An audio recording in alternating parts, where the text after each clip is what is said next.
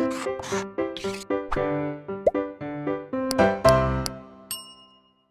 Students, blueprint digital channel पे आपका स्वागत है। मेरा नाम अनुज शर्मा, मैं आपका केमिस्ट्री टीचर। आज हम टॉपिक डिस्कस करने जा रहे हैं अभिक्रियाओं की रासायनिक समीकरण।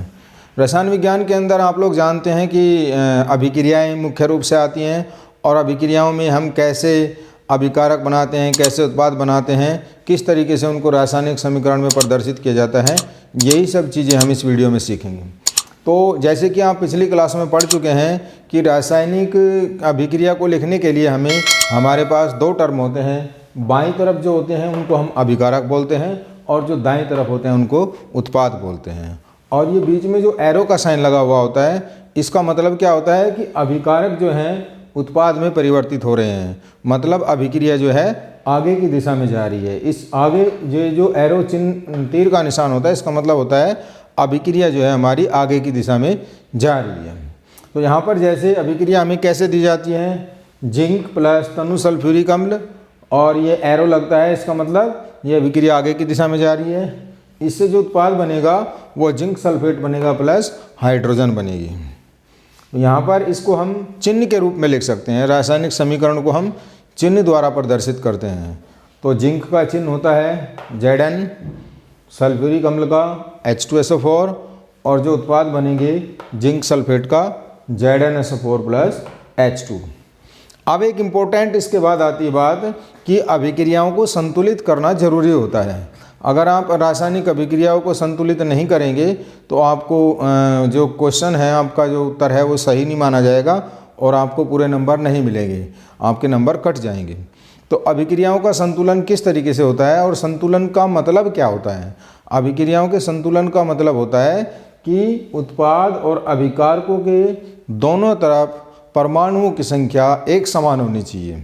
अगर दोनों तरफ परमाणुओं की संख्या एक समान है तब हम क्या बोलेंगे, अभिक्रिया को संतुलित अभिक्रिया बोलेंगे। उसी केस में हमारी अभिक्रिया संतुलित अभिक्रिया कहलाएगी। जैसे यहाँ पर ये अभिकारक हो गए और ये उत्पाद हो गए, तो इधर जिंक 1 है, इधर भी Zn 1 है, इधर हाइड्रोजन 2 है, इधर भी हाइड्रोजन 2 है, इधर सल्फर 1 है, इधर भी सल्फर 1 है, इधर ऑक्सीजन 4 है, इधर भी ऑक्सीजन 4 है। इसका मतलब अभिकारक और उत्पाद दोनों तरफ, बाईं और दाईं तरफ, दोनों तरफ परमाणुओं की संख्या बराबर है, इसलिए मेरी अभिक्रिया जो है संतुलित अभिक्रिया है। ठीक है, अब आगे की अभिक्रिया देखें हम। Zn प्लस HCl, इन दोनों ने मिलके क्या बना दिया, ZnCl2 प्लस H2। अब इसको भी अभिक्रिया को संतुलित करना जरूरी है। अगर हम संतुलित नहीं करेंगे तो हमारी अभिक्रिया गलत हो जाएगी। तो यहाँ पर संतुलित कैसे करेंगे, Zn को ले पहले, इधर एक Zn है, इधर भी एक Zn है, तो Zn दोनों तरफ संतुलित हैं। अब इधर जो Cl2 है वो 2 है और इधर Cl 1 है, और इधर हाइड्रोजन 2 है, इधर हाइड्रोजन 1 है। तो मैं क्या करूं, इधर 2 संख्या हो गई, इसको यहाँ 2 से गुणा कर देता हूँ।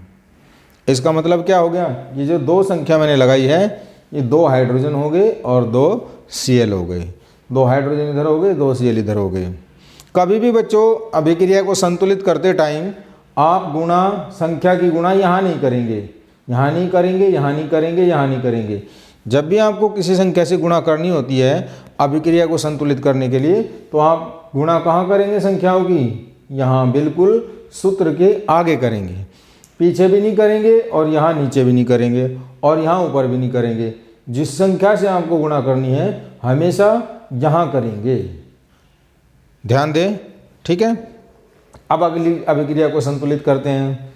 संतुलित, इसमें जरा देखिए MnO2 की अभिक्रिया कराई गई है HCl के साथ। यहाँ पर उत्पाद क्या बन रहा है, MnCl2 plus H2O plus Cl2। अब आप इस अभिक्रिया को संतुलित करेंगे, एक एक परमाणुओं को देखेंगे, प्रत्येक परमाणुओं की संख्या दोनों तरफ एक समान होनी चाहिए, तभी अभिक्रिया संतुलित मानी जाएगी। यहाँ पर इधर एक Mn है, इधर भी एक Mn है, यहाँ पर ऑक्सीजन 2 हो गए, इधर ऑक्सीजन कितना है, 1 है। ठीक है, यहाँ पर H 1 है, इधर हाइड्रोजन कितना है, 2 है, इधर Cl 1 है, इधर Cl 2 और 2 4 Cl है। ठीक है, अब इसको संतुलित कैसे करें, तो हम स्टार्टिंग करें Cl से। यहाँ पर जो उत्पाद हैं, उत्पाद में Cl की संख्या 4 है और जो अभिकारक हैं, अभिकारक में Cl की संख्या 1 है। तो इस संख्या को 4 से गुणा कर दें।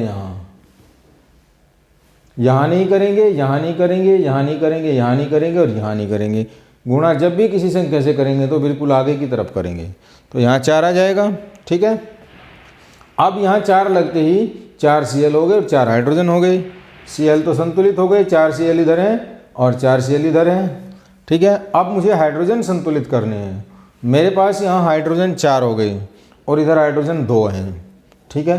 तो मैं यहाँ 2 से गुणा कर देता हूँ। 2 से गुणा करने का मतलब क्या है? 2 दूनी 4। गुणा यहाँ नहीं करेंगे, यहाँ नहीं करेंगे। तो 2 दूनी 4, हाइड्रोजन संतुलित हो गए, 4 हाइड्रोजन इधर हो गए, 4 हाइड्रोजन इधर हो गए। ऑक्सीजन 2, इसको गुणा करेंगे, ये 2 हाइड्रोजन से भी गुणा करेगा और ये 2 ऑक्सीजन से भी गुणा करेगा। यहाँ 4 हाइड्रोजन हो गए और 2 ऑक्सीजन हो गए, इधर 4 हाइड्रोजन हो गए और 2 ऑक्सीजन हो गए। तो इस तरीके से अभिक्रिया संतुलित होगी। अभी आगे और मैं अभिक्रियाओं की बहुत प्रैक्टिस कराऊंगा। बहुत सारी अभिक्रियाएं हम इस वीडियो के अंत में संतुलित करेंगे। अब रासायनिक समीकरण के प्रकार देख लेते हैं। मुख्य रूप से रासायनिक समीकरण जो होती हैं वो 2 प्रकार की होती हैं। एक होती है आणविक समीकरण, मतलब जिस समीकरण में अभिकारक एवं उत्पादों को अणु की अवस्था में लिखा हुआ होता है, ठीक है, उसको हम आणविक समीकरण बोलते हैं। जैसे 2H2 + O2 दोनों ने मिलके क्या बना दिया? 2H2O, ठीक है। तो ये क्या है? हाइड्रोजन का अणु। ये क्या है? ऑक्सीजन का अणु। और ये भी क्या है? H2O का अणु। तो पूरी अभिक्रिया क्या दी हुई है? अणुओं की अवस्था में दी हुई है। तो 2 दूनी 4 और 2 दूनी 4, दोनों तरफ 4 हाइड्रोजन हो गए। संतुलित है हाइड्रोजन, 2 ऑक्सीजन और इधर भी 2 ऑक्सीजन। अभिक्रिया संतुलित है। दूसरे प्रकार की जो रासायनिक समीकरण होती है वो होती है आयनिक समीकरण। आयनिक समीकरण का मतलब होता है जब अभिक्रिया में उत्पाद और अभिकारक आयन के रूप में लिखे हुए होते हैं, न कि अणुओं के रूप में लिखे हुए होते हैं, उसको बोलते हैं आयनिक समीकरण। जैसे ये NaCl का अणु है, तो इसको हमने कैसे लिखा हुआ है? Na+ और Cl- आयन, इस तरीके से लिखा हुआ है। ये AgNO3 का अणु है, इसको हमने आयनों के रूप में लिखा हुआ है, Ag+ आयन और NO3- आयन, ठीक है। उत्पाद क्या बन गया? AgCl + NaNO3, Na+ आयन बन गया और NO3 आयन बन गया। इस प्रकार की अभिक्रियाओं को बोलते हैं आयनिक समीकरण, ठीक है। सभी बच्चों को समझ आ रहा है? अब आते हैं रासायनिक समीकरण का महत्व क्या होता है। जो रसायन विज्ञान के अंदर हम अभिकारक एवं उत्पाद के रूप में अभिक्रियाएं लिखते हैं, समीकरण लिखते हैं और जो उनके प्रतीक चिन्ह के रूप में लिखते हैं, उन चीज़ों से, उन रासायनिक समीकरणों से हमें क्या क्या जानकारी मिलती है, उनके रसायन विज्ञान के अंदर क्या क्या महत्व है। तो सबसे पहले हमें अभिकारकों एवं उत्पादों के नाम और रासायनिक सूत्र प्राप्त होते हैं।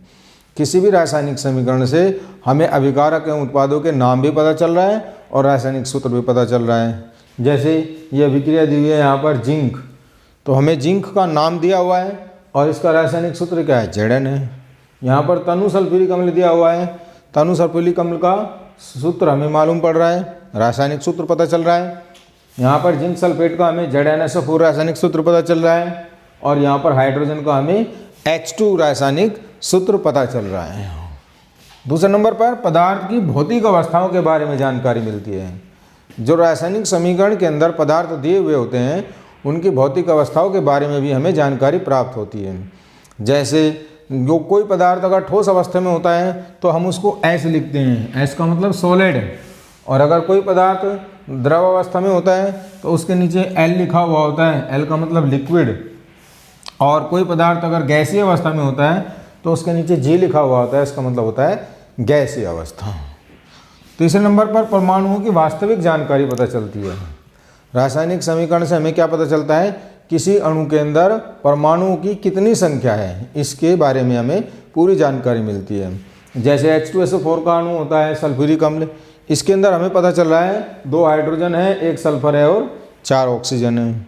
जैसे जिंक सल्फेट का सूत्र होता है ZnSO4, इसके अंदर हमें परमाणुओं की संख्या के बारे में जानकारी मिल रही है। एक Zn होता है, एक सल्फर होता है और 4 ऑक्सीजन होते हैं। जैसे हाइड्रोजन का सूत्र होता है H2, तो इसके अंदर हमें क्या पता चल रहा है, 2 हाइड्रोजन के परमाणु मिलके एक हाइड्रोजन का अणु बनाते हैं। तो इन सभी रासायनिक अभिक्रियाओं के अंदर देखोगे आप कि हमें परमाणुओं की संख्या के बारे में जानकारी मिल रही है।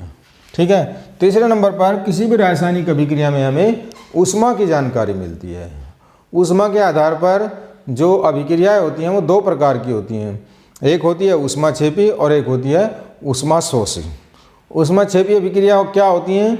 वे अभिक्रियाएं होती हैं जिनमें अभिक्रिया के दौरान ऊष्मा जो होती है वो बाहर निकलती है, उसको बोलते हैं ऊष्माक्षेपी। मतलब अभिकारक अभिक्रिया करके उत्पाद बना रहे हैं और साथ साथ में ऊर्जा जो है बाहर निकल रही है, उस अभिक्रिया को हम बोलेंगे ऊष्माक्षेपी अभिक्रिया।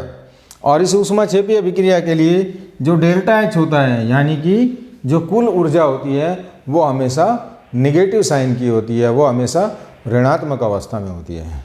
दूसरी अभिक्रिया होती है ऊष्माशोषी अभिक्रिया।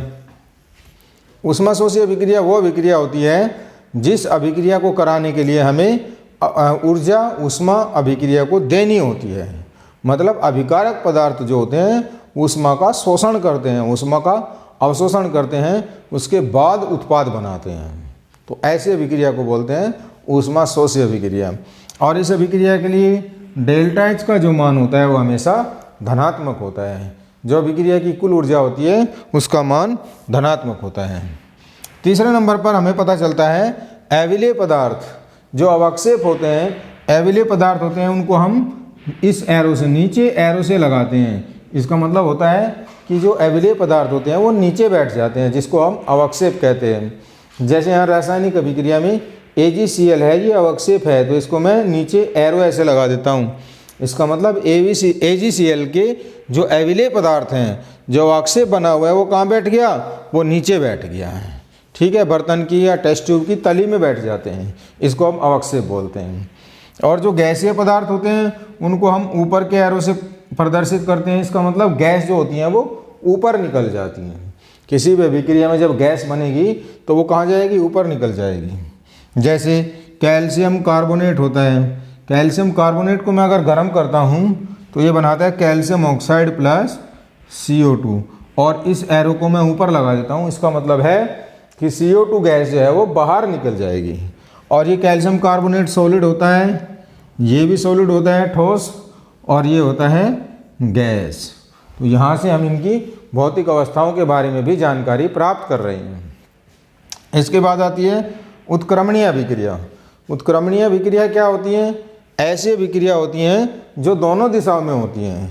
इसका मतलब इसमें अभिकारक जो हैं उत्पाद के अंदर परिवर्तित हो रहे हैं, और साथ साथ जो उत्पाद हैं वो अभिकारकों के अंदर परिवर्तित हो रहे हैं। तो ऐसी अभिक्रिया जो दोनों दिशा में चलती है, आगे भी चलती है और पीछे भी चलती है। तो इसको आगे के लिए मैं इस साइन से प्रदर्शित करता हूँ और पीछे के लिए इस साइन से प्रदर्शित करता हूँ। तो क्या बनता है, जैसे ये अभिक्रिया होती है N2 + 3H2 और ये उत्पाद बनाती है 2NH3, 2 अमोनिया बनाती है। तो इस अभिक्रिया को क्या बोलेंगे, उत्क्रमणीय अभिक्रिया। मतलब दोनों दिशाओं में चल रही है, आगे भी जा रही है और पीछे भी जा रही है। ये नाइट्रोजन गैस होती है, हाइड्रोजन गैस होती है और अमोनिया भी गैस होती है। ठीक है, तो इस तरीके से हमें रासायनिक अभिक्रियाओं के बारे में क्या क्या जानकारी मिलती है, रसायन विज्ञान में अभिक्रियाओं का क्या महत्व होता है, यही सब चीज़ें मैंने एक्सप्लेन की हैं। और बच्चों, अगर ये वीडियो आपको हमारा पसंद आया है तो इस वीडियो को ज़्यादा से ज़्यादा लाइक करें, ज़्यादा से ज़्यादा शेयर करें, जिससे कि ज़्यादा से ज़्यादा बच्चों को इसका बेनिफिट मिल सके। अगली वीडियो में हम अगला टॉपिक लेके आएंगे। धन्यवाद।